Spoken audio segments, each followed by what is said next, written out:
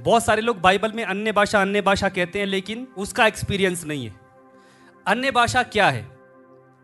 आज मैं अन्य भाषा के देने का रीजन बताने जा रहा हूं कि परमेश्वर ने अन्य भाषा क्यों दिया। अन्य भाषा जो पुराने नियम में परमेश्वर ने दी और जो नए नियम में परमेश्वर ने अन्य भाषा दी, ये नए नियम में परमेश्वर अन्य भाषा क्यों देता है? क्या कारण इस चीज का? यदि पवित्र आत्मा आपको नहीं मिला है तो आप में सामर्थ्य नहीं हो सकता।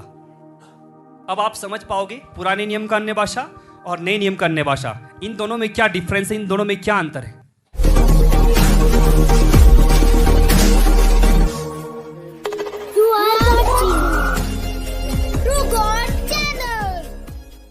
कितने लोगों ने अन्य भाषा के बारे में सुना है? बहुत सारे लोग बाइबल में अन्य भाषा कहते हैं, लेकिन उसका एक्सपीरियंस नहीं है। अन्य भाषा क्या है? आज अन्य भाषा कहां शुरू हुआ, कब शुरू हुआ? आज मैं अन्य भाषा के देने का रीजन बताने जा रहा हूं कि परमेश्वर ने अन्य भाषा क्यों दिया। जब पेंतकुस्त के समय में वो लोग 120 के लगभग एक जगह इकट्ठे हुए और वो प्रतीक्षा कर रहे हैं, क्योंकि यीशु मसीह ने क्या कहा था, आत्मा तुम पर उतरेगा जब तक तुम सामर्थ ना पाओ। यहां पर प्रभु यीशु मसीह बताना चाहता था, तुम अपनी सामर्थ से, अपनी ताकत से सुसमाचार के लिए मत निकलना। पहले तुमने ठहरना, और जब परमेश्वर का आत्मा तुम पर उतरेगा तो तुम सामर्थ पाओगे। परमेश्वर का आत्मा आपको सामर्थ देता है। परमेश्वर का आत्मा मुझको सामर्थ देता है। मैं आज आपको बताने जा रहा हूं, बाइबल के पुराने नियम में अन्य भाषा है, लेकिन नए नियम का और पुराने नियम का अन्य भाषा के विषय में हम थोड़ा सा आज कंपेयर करेंगे कि पुराने नियम में जो अन्य भाषा है और जो नए नियम में अन्य भाषा है उसमें क्या अंतर है। कुछ लोग बाइबल जो पढ़ते हैं वो सोच रहे होंगे कि नहीं, पुराने नियम में अन्य भाषा है ना, लेकिन जो बाइबल नहीं पढ़ते वो तो बोलेंगे चलो ठीक है, वो तो हो सकता है कहीं भी। जो बाइबल को नहीं पढ़ते हैं, जो वचन को ठीक से नहीं सुनते, उसके लिए कुछ भी सही है। मैं आगे आकर कुछ भी बोल दूं आप मान जाओगे, ठीक है। अब मैं आपको बताने जा रहा हूं क्या, पुराने नियम का अन्य भाषा और नए नियम का। जब आप उत्पत्ति की पुस्तक उसके 11 अध्याय में देखते हो, उसका पहला वचन, यहां पर क्या लिखा है?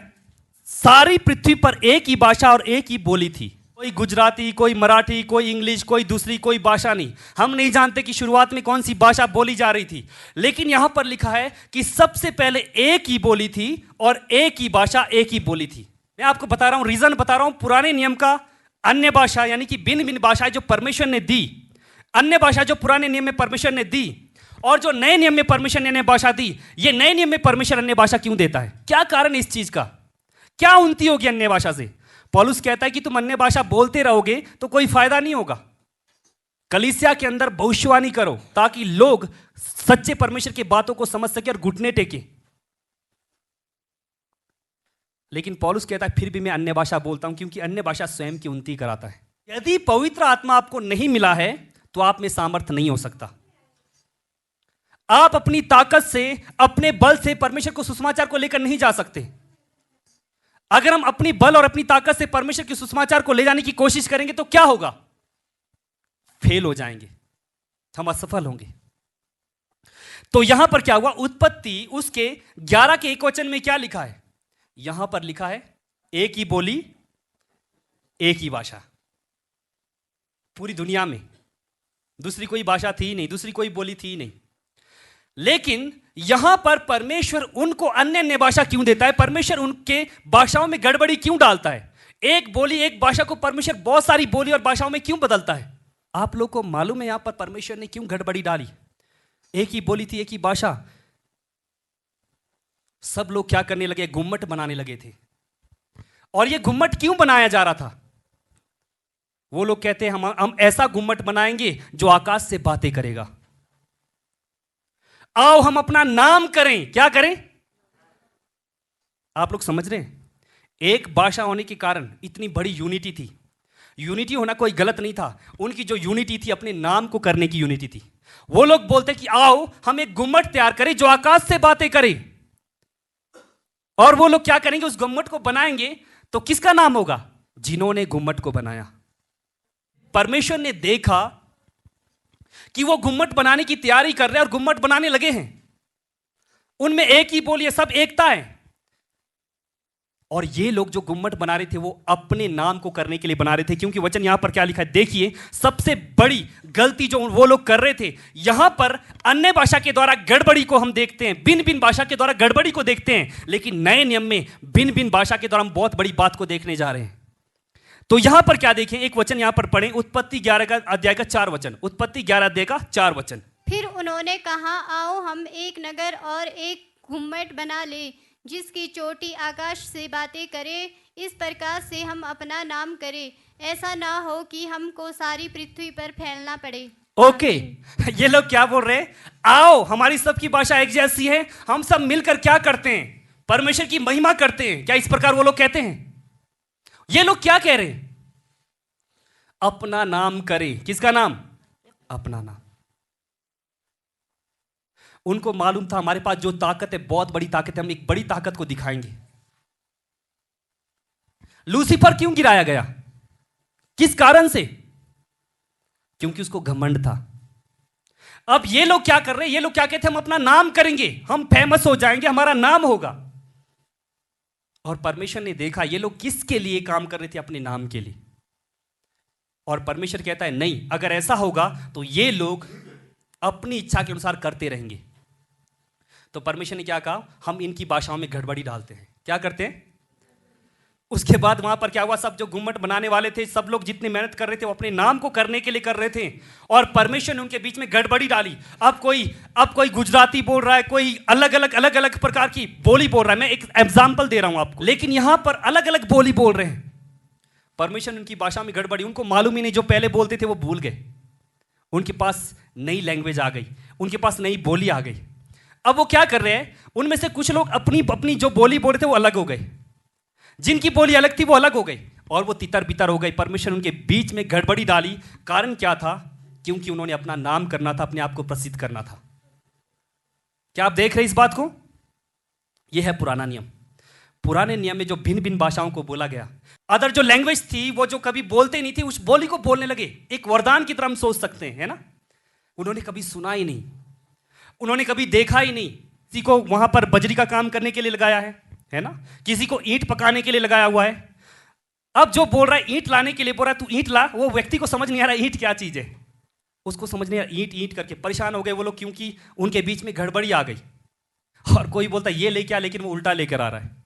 तो क्या कर दिया, उनके बीच में क्या हुआ, वो सब अलग अलग ग्रुप बनाकर अलग अलग जगह पर बट गए, और उनका जो काम बनना था वो स्टॉप हो गया। क्योंकि यहां पर परमेश्वर ने जो भाषा में गड़बड़ी डाली, जो भाषा उनको दी, वो इसलिए दी क्योंकि वो अपना नाम करना चाहते थे। 2 काम उन्होंने करना था, एक नगर बनाना था और एक गुम्मट बनाना था। समझ आया? जिसको कहते एक सांसारिक देश तैयार करना था, एक नगर तैयार करना था, और एक गुम्मट बनाना था। इंसान के बीच में इंसान की महिमा। क्या आप समझ रहे हैं? इंसान के बीच में इंसान की महिमा। अब यहां पर हम देखेंगे प्रेरितों के काम उसका 1 अध्याय, उसका 8 वचन।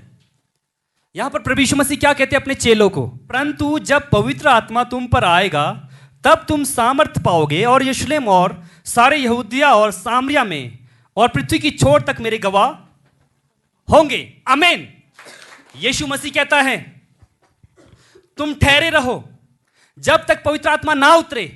जब उतरेगा तो तुम सामर्थ पाओगे, और पृथ्वी की छोर तक, कहां तक? मेरे गवाह बनोगे। आमीन। उनके अंदर से डर खत्म हुआ, अब वो शारीरिक नहीं रहे। जब परमेश्वर का आत्मा उनको मिला, वो आत्मिक बन गई, उनके जीवन से सारे डर चले गए। इसलिए हम कहते हैं पवित्र आत्मा से बपतिस्मा देगा। यूहन्ना क्या कहता है? वो तुम्हें आग और पवित्र आत्मा से बपतिस्मा देगा। आग का मतलब क्या है? कोई डर नहीं, हर प्रकार की गंदगी को जला देता है, आपके जीवन की हर एक प्रकार की चिंताओं को हटा देगा, आपके अंदर जोश आएगा, आपके अंदर ऐसी ताकत मिलेगी कि आप परमेश्वर के काम को करोगे।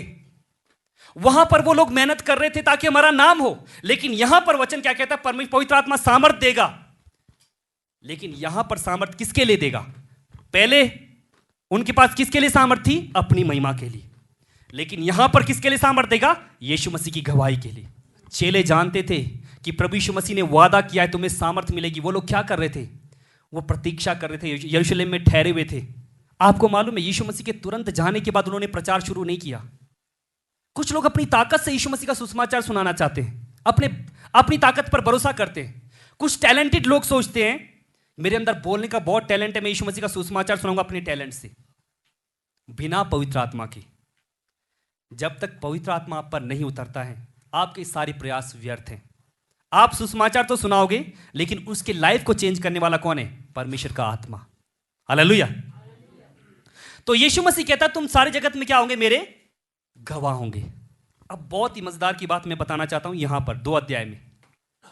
अब आप समझ पाओगे पुराने नियम का अन्य भाषा और नए नियम का अन्य भाषा, इन दोनों में क्या डिफरेंस है, इन दोनों में क्या अंतर है। पुराना नियम, जो परमेश्वर ने जो पुराने नियम में भाषाएं दी थी, वो गड़बड़ी के लिए दी थी ताकि मनुष्य अपनी महिमा को ना करे। लेकिन नए नियम में परमेश्वर क्या कर रहा है हम देखें। मैं चाहता हूं इस समय वचन को पढ़ें, 2 अध्याय का 1 वचन से आगे एक एक करके वचन पढ़ना है, ठीक है? 1 वचन पढ़े पहले। जब पिन्तेकुस्त का दिन आया तो वे सब एक जगह इकट्ठे थे। आमीन। ओके, जब पेंतेकुस्त का दिन आया तो तब सब लोग क्या थे? एक जगह इकट्ठे थे। सारे इकट्ठे हुए हैं। उनको पता है आज परमेश्वर का आत्मा हम पर उतरने जा रहा है। वो लगातार प्रार्थना कर रहे हैं और वो सब लोग क्या कर रहे थे? इकट्ठे प्रार्थना में बैठे थे। अब आगे क्या हुआ? एकाएक आकाश से बड़ी आंधी की सी सनसनाहट का शब्द हुआ और उससे सारा घर जहां वे बैठे थे गूंज गया। क्या हुआ?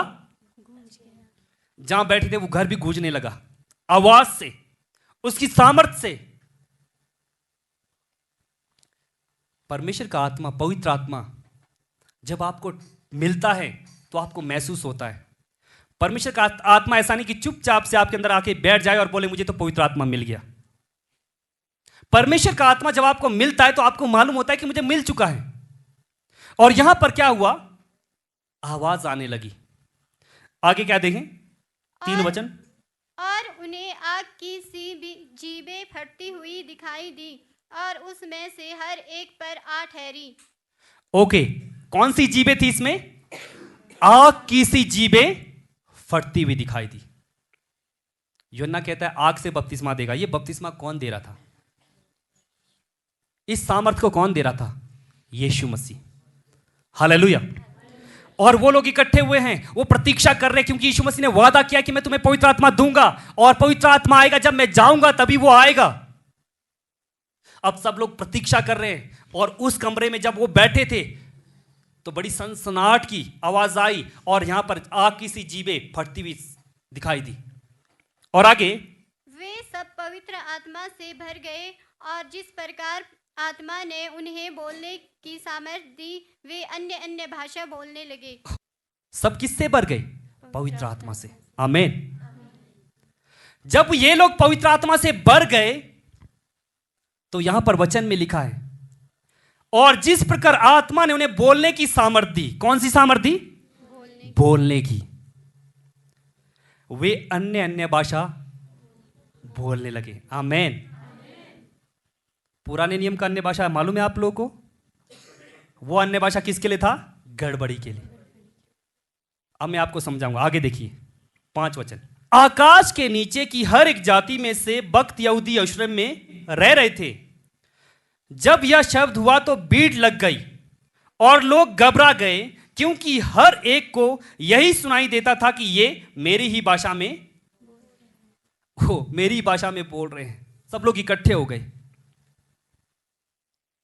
अन्य अन्य लोगों से भीड़ लग गई। वहां पर 120 नहीं बल्कि बहुत ज्यादा लोग इकट्ठे हो गए कि क्या हो रहा है देखने के लिए, क्योंकि परमेश्वर का आत्मा सामर्थ के साथ उतरा। आमीन। क्योंकि हर एक को यही सुनाई देता था कि ये मेरी ही भाषा में, हर एक को अनीश को लग रहा है कि मेरी भाषा बोल रहे हैं, मुझे लग रहा है कि मेरी भाषा बोल रहे हैं। सब लोग इस बात को देखकर कि ये लोग क्या कर रहे हैं, ये तो मेरी तरह बोल रहे हैं, मेरी भाषा बोल रहे हैं। आप लोग को एक बात समझ आ रही है? पुराने नियम में क्या हुआ था? कंफ्यूज हुए थे, गड़बड़ हुई थी। लेकिन अब यहां पर गड़बड़ी को प्रभु दूर कर रहा है। अब यहां पर परमेश्वर एक ऐसी लैंग्वेज दे रहा है, एक आत्मा की ऐसी लैंग्वेज दे रहा है जिसके द्वारा लोग कनेक्ट होंगे। हालेलुया। यह सिर्फ इस बात को प्रूफ करना था परमेश्वर ने कि मैं जब तुम्हें सामर्थ दूंगा, पवित्र आत्मा तुम पर होगा, अब तुम अपनी महिमा के लिए नहीं बल्कि परमेश्वर की महिमा के गवाह ठहरोगे। आमीन। अब तुम परमेश्वर के राज्य के काम को करोगे। अब तुम में डिवाइडेशन नहीं होगा, अब तुम अलग अलग लोग नहीं होंगे, बल्कि एक आत्मा के द्वारा तुम हर एक जो इकट्ठे हुए हो इस बात को समझ जाओगे। परमेश्वर ने जो भाषा दी है उसके द्वारा हम सब इकट्ठे हो रहे हैं। अब परमेश्वर का जो आत्मा है हमें समझ देता है कि हम उस भाषा को समझ सके। इस बात को प्रूफ करना था। मैं आपको यही क्यों बता रहा हूं, जो पिंतेकुस्त के समय में हुआ था, जो 2 अध्याय में हुआ था, सिर्फ एक ही बार ऐसा हुआ है। क्या हुआ एक बार? कि लोग बोलने के द्वारा समझ रहे कि मेरी भाषा बोल रहे। क्या आप लोग ध्यान दे रहे हैं? सिर्फ एक ही बार ऐसा हुआ था, ट्रांसलेशन नहीं हुआ वहां पे। पौलुस कहता है अगर कोई अन्य भाषा बोलना चाहता है तो ट्रांसलेशन वहां पर हो, ट्रांसलेट करने वाला व्यक्ति वहां पर हो, तभी अन्य भाषा बोले, नहीं तो बोलने वाले कोई फायदा नहीं। पौलुस कहता है मैं अन्य भाषा बोलता हूं, मैं आत्मा से गाता हूं और बुद्धि से भी गाता हूं। बुद्धि से कौन गाएगा? जिस लैंग्वेज को मैंने सीखा है वो बुद्धि से मैं सही इस्तेमाल करता हूं। मुझे पता चल रहा है, मैं कह रहा हूं प्रभु आपकी नाम की महिमा हो, मुझे पता चल रहा है मैं क्या कह रहा हूं। ये बुद्धि है जिसके मुझे पता चलता है कि मैं क्या बोल रहा हूं। लेकिन पौलुस कहता है जब मैं बात करता हूं आत्मा में तो मुझे समझ नहीं आता कि मैं क्या बोल रहा हूं, तुम्हें समझ नहीं आता कि तू क्या बोल रहा है। लेकिन इससे कलीसिया की उन्नति नहीं होगी। कलीसिया में जब हम कभी भी, यहां पर अगर मैं अन्य भाषा में प्रचार करूं क्या आप लोग को समझ आएगा? जो आपने लैंग्वेज कभी सुनी नहीं, अगर मैं यहां पर आकर प्रचार करने लग जाऊं क्या आपको समझ आएगा? एक ट्रांसलेशन चाहिए, ट्रांसलेट करने वाला व्यक्ति चाहिए। अब यहां पर क्या हुआ, पहली बार ऐसा हुआ बिना ट्रांसलेट करने वाले व्यक्ति के हर एक व्यक्ति सोच रहा है ये तो मेरी ही भाषा बोल रहा है, दूसरा कहता है ये तो मेरी ही भाषा बोल रहा है, तीसरा बोलता है ये मेरी भाषा बोल रहा है। हर एक व्यक्ति जो इकट्ठे हुए थे उनको समझ आ रहा है कि वो लोग क्या बोल रहे हैं, वो भाषा कौन सी बोल रहे हैं हम नहीं जानते, लेकिन इन सभी को क्या लग रहा है कि ये मेरी ही भाषा बोल रहा है। हालेलुया। पुराने नियम में अपनी महिमा के लिए परमेश्वर ने भाषा दी, गड़बड़ी डाली ताकि वो अलग हो जाएं, लेकिन नए नियम में परमेश्वर ने ऐसी भाषा दी जिसके द्वारा हम सब इकट्ठे हो जाएं। ये प्रूफ था। हालेलुया। इस बात को परमेश्वर बताना चाहता था। जितने लोग वहां पर आए थे एक अनोखी बात वहां पर हुई। कितनी अनोखी बात है। ये लोग क्या कह रहे हैं, हम तो इनको जानते, ये तो गलीली है, ये तो गलीली भाषा बोलते हैं। लेकिन ये लोग क्या कर रहे हैं, मिस्री भाषा बोल रहे हैं, यूनानी बोल रहे हैं, अन्य भाषाओं को बोल रहे हैं, बहुत सारी भाषाओं को बोल रहे हैं। उनको इस प्रकार लग रहा है। परमेश्वर यहां पर बताना चाहता था जिस प्रकार तुम अपनी महिमा के लिए घुम्मट तैयार करने के लिए, नगर तैयार करने के लिए एक हुए थे और परमेश्वर ने गड़बड़ी डाली, लेकिन प्रभु कहता है अब मैं अपनी महिमा के लिए जो तुम अलग अलग हो मैं एक करूंगा ताकि तुम मेरे गवाह ठहरो। हालेलुया। परमेश्वर का आत्मा जिसके द्वारा वो लोग समझ पाए, कोई ट्रांसलेशन नहीं, एक अलग सी बात। सब लोग सुनकर हैरान हो गए ये क्या हो रहा है आज यहां पर। कुछ लोग बोलते हैं इन्होंने तो नशा किया हुआ है, मदिरा पिया हुआ है, लेकिन अन्य अन्य भाषा में बातें कर रहे हैं, प्रार्थना कर रहे हैं, प्रभु के नाम की महिमा करते हैं। पौलुस एक जगह कहता है अन्य भाषा बोलने वाला वेद की बात परमेश्वर से बात करता है, वेद की बातें बोलता है। तो परमेश्वर आपको और मुझको आज इस वचन से यह सिखाना चाहते हैं, आज हम परमेश्वर की महिमा के लिए काम करें। आमीन। क्योंकि जो परमेश्वर का आत्मा हमें मिलता है अपनी महिमा के लिए नहीं। मैंने कुछ लोगों को देखा, पवित्र आत्मा जिस दिन मिलता है उस दिन से घमंड शुरू हो जाता है। घमंड पवित्र आत्मा ने नहीं दिया, लेकिन अपनी पवित्रताई का घमंड लोगों को होता है। कुछ लोग बोलते हैं मुझे बहुत अन्य भाषा आती है, मैं बहुत अन्य भाषा बोलता हूं। क्या तुम बोलते हो? और कुछ लोग सोचते मैं अन्य भाषा नहीं बोलता हूं, मैं तो स्वर्ग भी नहीं जाऊंगा। अन्य भाषा सिर्फ चिन्ह है कि ये परमेश्वर की महिमा के लिए। हालेलुया। अन्य भाषा का मतलब ये नहीं कि हर एक व्यक्ति को बोलना ही बोलना है, बोलो। लेकिन पौलुस कहता है प्रार्थना करो कि बोल सको। हमें बोलना है। पौलुस कहता है मैं ज्यादा से ज्यादा अन्य भाषाओं में बातें करता हूं। हमें प्रार्थना करना है कि प्रभु अन्य भाषा में मैं बात कर सकूं।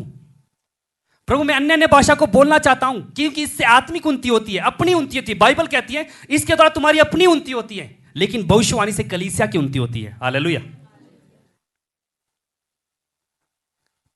हमें इस बात को ध्यान देना है। परमेश्वर जो पवित्र आत्मा देता है इसलिए नहीं कि हम धर्मी हैं, अपनी राइचसनेस को दिखाएं, धार्मिकता को दिखाएं, इसलिए नहीं, बल्कि परमेश्वर पवित्र आत्मा इसीलिए देता है ताकि हम सामर्थ पाएं और उसके गवाह ठहरे। हालेलुया। ताकि वो हमारी अगुवाई करे, पौलुस कहता है मुझे यहां जाना है, लेकिन पवित्र आत्मा जब मिला, पवित्र आत्मा क्या कहता है, नहीं तुझे वहां नहीं जाना है, वहां बरनबास को जाना है, तुझे इस स्थान पर जाना है। पौलुस को परमेश्वर ने अन्य जातियों के लिए चुना था, वो अन्य जातियों में जाकर यीशु मसीह का सुसमाचार सुनाता है। पौलुस की इच्छा होगी, क्योंकि वो उसके बाद जो ज्ञान था वो यहूदियों के अंदर का ज्ञान था, सारी बातें उसको पता थी, पुराने नियम की हर एक बातें उसको मालूम है। वो कहता है मैं सब बातों को जानता हूं। आप लोग समझ रहे इस बात को? जिसको इतना बड़ा एक्सपीरियंस है, परमेश्वर ने उसको इस एक्सपीरियंस के अनुसार उस देश में इस्तेमाल नहीं किया। परमेश्वर ने उसको अन्य जातियों में रखा जिसका एक्सपीरियंस उसको था ही नहीं। क्योंकि हम अपने एक्सपीरियंस का, अपनी सामर्थ का घमंड नहीं कर सकते। परमेश्वर का आत्मा जब उतरता है वही सब कुछ है। और पुराने नियम में उन्होंने अपनी भाषा को क्यों खो दिया? क्योंकि वो लोग अपना नाम करना चाहते थे। लेकिन नए नियम में हमने अन्य भाषा को प्राप्त करने के द्वारा इस बात को समझ लिया कि अन्य भाषा होने पर भी उन लोगों ने जान लिया कि ये तो मेरी ही भाषा बोल रहे हैं। इसके द्वारा सब लोग इकट्ठे हुए, एक लैंग्वेज, जिसके द्वारा परमेश्वर के नाम की महिमा करने लगे, समझने लगे। दूसरी भाषा वाले लोग समझने लगे कि सच में हम इकट्ठे होकर प्रभु की महिमा करें। हालेलुया। तो अन्य भाषा देने का जो रीजन था वो घमंड के लिए नहीं था कि मैं अन्य भाषा बोलता हूं, कि मैं तो पवित्र आत्मा से भरा हुआ व्यक्ति हूं। पवित्र आत्मा मिल गया तो इस बात को समझ लेना, परमेश्वर ने एक बहुत बड़ी जिम्मेदारी दी है। कौन सी? जाओ, क्या करो? Great commission. परमेश्वर ने जो महान आज्ञा दी, सारी जाति के लोगों को मेरा चेला बनाओ, मेरी बातें मानना सिखाओ। आमीन। अपनी बातें नहीं, जो मुझे समझ आता है वो नहीं, बल्कि जो परमेश्वर चाहता है वो बातों को सिखाना। यीशु मसीह ने उनको नहीं कहा कि तुम अपने चेले बनाओ। यीशु मसीह कहता है तुम चेले बनाओ। वो किसके चेले? यीशु मसीह के। हालेलुया। अब ये कौन करेगा? क्या हम अपनी ताकत से कर पाएंगे? क्या हम अपने बल से कर पाएंगे? नए नियम में परमेश्वर ने जो अन्य भाषा दिया था उसका मतलब एक ही था, उसका चिन्ह एक ही था कि अब लोग मेरे नाम की महिमा करेंगे। पहले जो अलग अलग हो चुके थे अब एक होंगे और एक दूसरों की बातों को समझेंगे और प्रभु के नाम की महिमा को पृथ्वी की छोर तक पहुंचेंगे। आमीन।